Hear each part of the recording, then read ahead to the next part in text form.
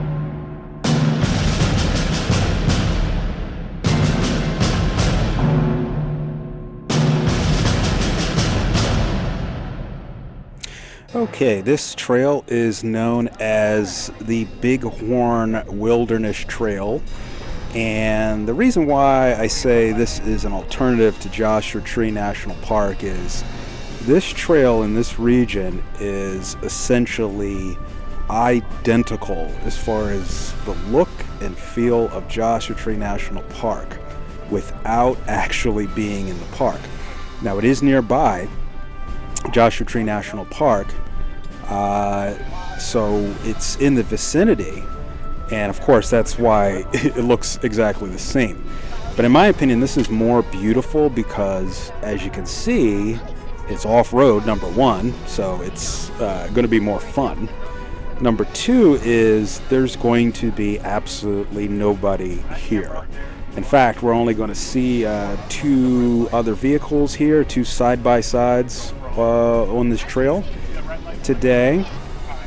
Other than that, we have the whole trail to ourselves. Now, why am I saying that this is similar to being in Joshua Tree National Park? Well, nature doesn't care where man drew the lines of where the national park is and where the national park is not. So, as far as nature is concerned, this is in the same area as the Joshua Tree National Park. It's just not technically inside of it.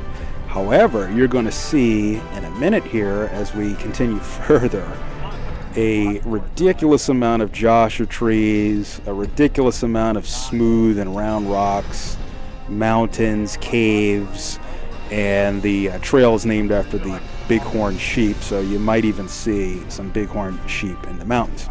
The point of my rambling is, if you have been to Joshua Tree National Park, and we've lived right next to Joshua Tree National Park for over 11 years, if you've been to the park and you've been here, they are exactly identical. So if you're a tourist or visiting the area and you love Joshua Tree National Park, but you don't like the lines, the crowds, the pavement, and you want an alternative, this is it. This is almost like a local hidden secret here.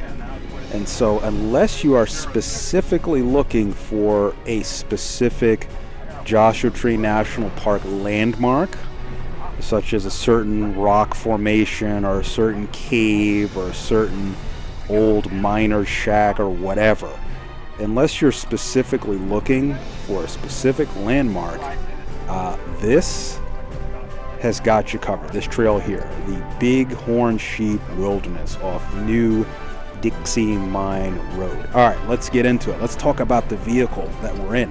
Now, if you're going to go down this trail, you can see, obviously, you're going to need a 4x4.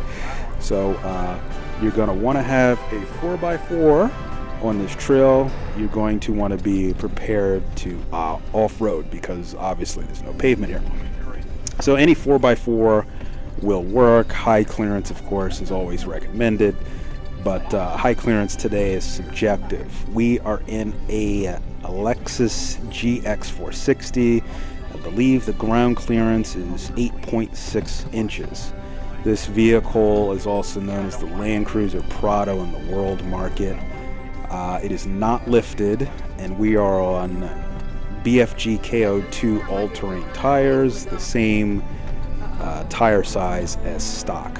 So that is for your reference, so you know what you're getting into if you decide to take this trail.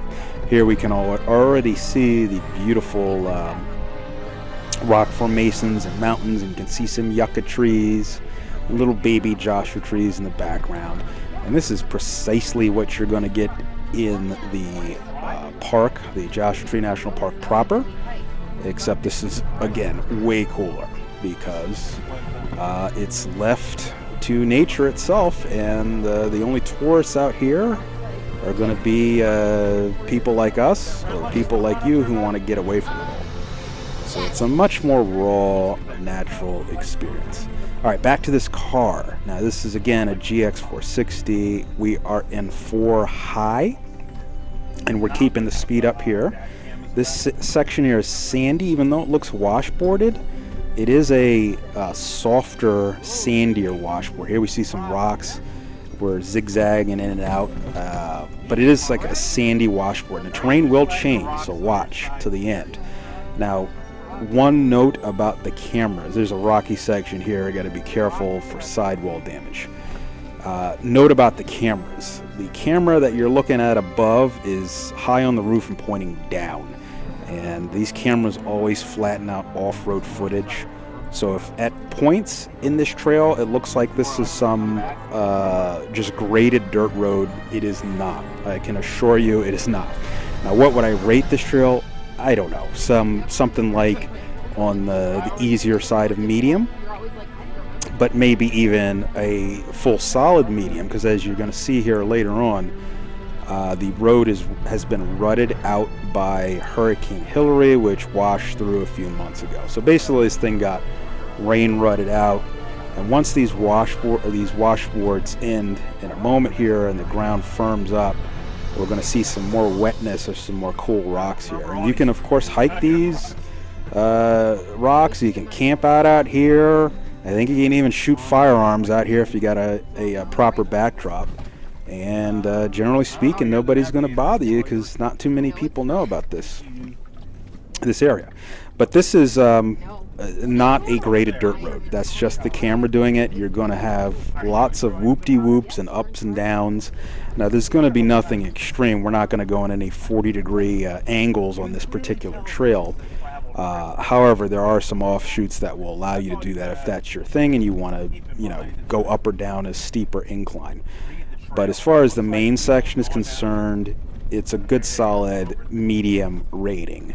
A beginner wouldn't be completely comfortable, but it's a good solid medium where everybody, no matter what your experience level, will enjoy this trail simply because the various undulations make it interesting. And as you can see, we've got our speed picked up here to make it more interesting.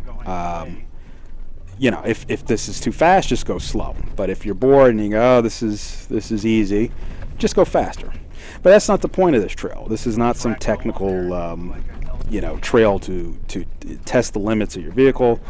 This is a way that you can get into, not into, but into in quotations, you can virtually experience Joshua Tree National Park. Because like I said in the beginning, nature doesn't know what's the park and what's not. Here you can see the Joshua trees to the left and right starting to spring up as we get more water flowing down from the mountains to your left. It kind of fills this low area. That's why it's sandy. Water just flows through here, and that's what feeds all this fauna. That's what we call plants, right? Flora is the animal, fauna is the plants. So you're going to see, again, all the Joshua Tree stuff here, and in my opinion, it's just better. But you watch, you be the judge for yourself. The only caveat, of course, is you need 4x4, but if you're watching this channel, you probably already see that as a plus. Now, back to the car. We are not aired down. We are at door pressure, so that's around 32 psi. For this vehicle, that's the stock tire pressure or street pressure, and that is A-OK for a trail like this. In fact, we've only aired down this GX once, and we've been on black diamond trails, etc. Now, why don't we air down? Because this, you air down for traction, and this car does not starve for traction. You can air down if you want to get a little more traction and increase that footprint, but we found it unnecessary for the vehicle we're driving and just our experience driving this vehicle off-road. It is a very capable vehicle off-road. Again, this is a GX460 / Land Cruiser Prado, and the star of the show is the amazing KDSS system, which is basically a front and rear sway bar disconnect. So right now we've got the center differential locked. This car is full-time four-wheel drive with a 60-40 split. If you lock the center differential, you'll get a 50-50 split, and there will be no slippage allowed front to rear. And that's pretty much what we're in right now.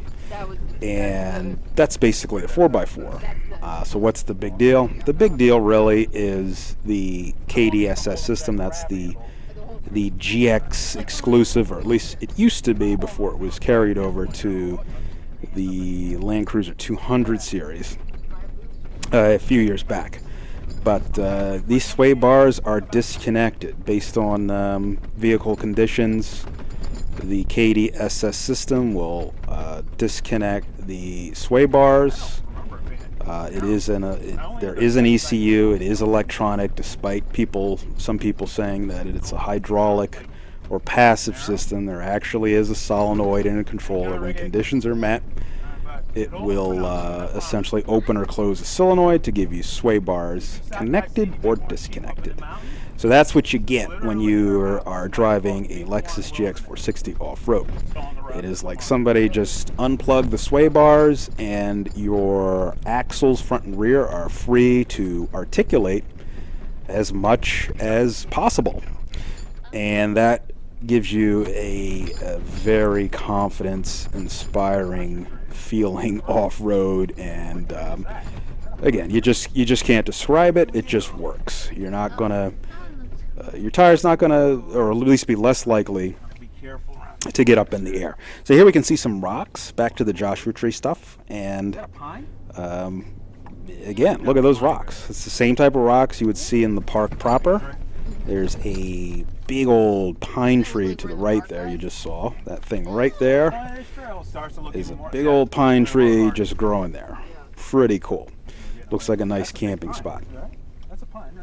So, and as we continue, you're going to see some more. You're going to see some more Josh trees. There goes one right there, a nice big tall one. And then as we get wetter here, look at the rear view camera. Look at that. Look at that. You got that all to yourself. You can hike that giant rock formation, camp out there on the top of that thing. Nobody bothers you. And oh, did I say it's free? Since this is not in the park, it doesn't cost you anything to go here. So it's a win all around. It's a win all around. I mean, that is one cool giant rock formation. If this was in the park proper, that thing would be crawling with tourists. There would literally be a train of tourists lining up like they're on Rushmore, lining up single file all over that thing, and you'd have to wait your turn to get in there and take some pictures of the rocks. So if you got 4x4 and this trail doesn't look too bad so far to you, then check this out, because this is where it's at. Now we're going to see some more puddles and wetness down the road here, because where there's Joshua trees, there's water, essentially. And that's the logic here, and that's why you can see that right there and there and there, we're starting to see some Joshua trees. And you're going to see more and more of these. Now, as far as this trail, this is an in and out trail, meaning at whatever point you want, you can stop and turn right back around and go out the way you came. It does eventually connect up with other trails, but it does get a little complicated. Look at these banks here. The banking right. Look at these high banks. The camera's going to flatten them out, but where the lean or roll angle is the technical term, right to left roll, is pretty good here. Yeah, the camera's flattening it out, but we are tilting and rolling, and it's a lot of fun. But this is that articulation, that KDSS I mentioned earlier, that's just going to follow the road here and really turn this into a effortless experience. That's the best way to describe off-roading a Lexus GX, is effortless. And we'll talk about the new GX550 in a second. That's coming out, the successor to this GX460, which should be available soon. But noting again the benefits of coming out on a trail like this, they just can't be understated, because you're getting everything without the crowds. All right, I lost my train of thought there, but let's get back to, let's just talk about the GX550. How about that? While it's fresh in my mind, the Lexus GX550 is the successor to this vehicle. It loses the V8, that's the big thing, and it's bigger, so it's no longer on this small Land Cruiser Prado platform. Instead, it's on the full-size Land Cruiser platform, and it only has KDSS, or EKDSS as the new system is called, on the Overtrail and Overtrail Plus, and that's a big downside, because previously all trims of GXs, and there was really only 3, like you see here, all trims came with KDSS standard. So what you see here, you just hopped into a GX and you could take it off-road. You didn't have to really modify much except for the silly low-hanging plastics. But as far as the off-road mechanicals, it came standard with KDSS. But the new one, you're going to have to opt for the Overtrail or Overtrail Plus to get this amazing off-road articulation and the amazing on-road articulation. There's some puddles there, speaking of water, so we're going to splash through some puddles. But you can see the water is collected after these winter rains and snows. And now there's just, as you can see, there's Joshua trees everywhere. So this is what people wait to see in the national park, the Joshua Tree National Park. And you go out to the Joshua Tree National Park on a weekend, even a Thursday, and it's a traffic jam to get in the park at the gate. And then there'll be a paved road to see exactly what you're seeing here. Now, yes, of course, it's paved, so if you're not in an off-road vehicle, it's going to be okay for you. But if you're open to off-roading, look what you get. And I keep repeating myself, but it's awesome. Now you got to be careful here. See that trail marker down to the bottom, or the passenger, right? That's a different trail. So this is a caveat to this trail, is it will spider and branch off to multiple different veins that go who knows where. Eventually this ends up in like the mountain regions, like Big Bear, all up in the mountains. So it will connect to something, but it can be a lot. You can connect to a difficult trail. And if you follow this trail that we're on, which I believe is Open Route 2030, If you keep taking this through, you'll get up into those dark mountains back there, and it will get difficult fast. It'll go basically to black diamond level, at least in areas. Now the whole thing won't be black diamond, but you're gonna reach some black diamond sections, shall we say. So keep that in mind. If you're not prepared for that, when it starts to not be fun, just turn around and go the other way. Otherwise, there's a lot of ups and downs and undulations, as you see here. So it's very much like a roller coastery feel, if that's your thing. It can be, that's up to you if you like it or not. But if it gets to be a little bit too intense with the whoop-de-whoops, just slow down and just take your time. There's no rush. Just take it all in, and you'll be good to go. So this vehicle is 4-high, center locked, street tire pressure, and I don't think there's one time on this trip we had to put it down in gear to crawl or get extra torque to get up an obstacle or anything like that. So this is a medium pace trail, as you can see, and lots of fun puddles to to splash through here, which is of course always fun. Just remember to close your sunroof before you go through the puddles for any reason. I remember this. It's like a little so back to the GX550, the Lexus GX550. As far as changes go, as far as off-roading is concerned, outside of the Overtrail Plus, the only other significant change is the lack of a third row. Did I say outside? I don't know if I said that backwards. What I'm trying to ramble here is that in the trim of Lexus GX550 that comes with KDSS, there is no third row. Now, a lot of people say, oh, that's no big deal, blah, blah, blah, blah, blah. But today we got 4 kids in this vehicle. So this GX460, and all of them had 3 rows, you can off-road 6 people. And that is an advantage to people like us. That's an advantage to people with families. We've got our kids and we're off-roading them. This is what we do. This is what other people do. This is what families do. So it is a big downer and a deal breaker for us that the Lexus GX550 Overtrail trim loses the third row. Now keep in mind, in this GX460 that we're in, when the kids are not in this car, we can put down that third row completely flat, and all of our junk that we want to carry and all the extra space we want is right there. But I've never been in a situation where I had a third row and wish I didn't have it, if that makes any sense. It's better to have it and let it fold flat.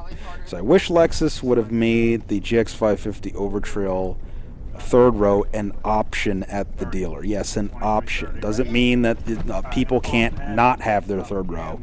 But I do think Lexus would have been more intelligent to make it a dealer option, make people like us pay an extra $1-2 grand to throw in a foldable third row so we can bring our kids along on these adventures and things that we like to do.